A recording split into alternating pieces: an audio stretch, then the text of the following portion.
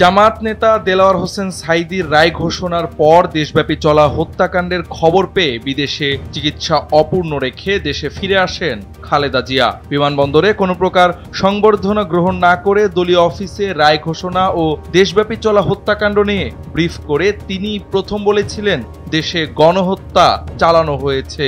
টকশোতে খালেদা জিয়ার প্রসঙ্গে কথা বলার সময় একথা বলেন ইনকিলাব মঞ্চের মুখপাত্র শরীফ ওসমান হাদী।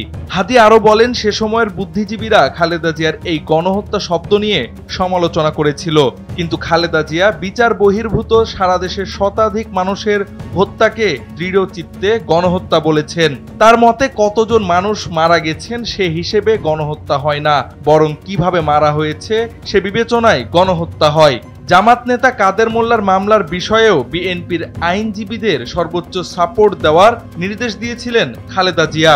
এছাড়া খালেদা জিয়ার মধ্যে মাতৃত্বসুলভ আচরণ প্রবলভাবে বিদ্যমান উল্লেখ করে হাদী বলেন, একবার ছাত্রদল ছাত্র শিবির যৌথভাবে আওয়ামী লীগের বিরুদ্ধে কোনো কর্মসূচির বিষয়ে আলোচনা করছিল।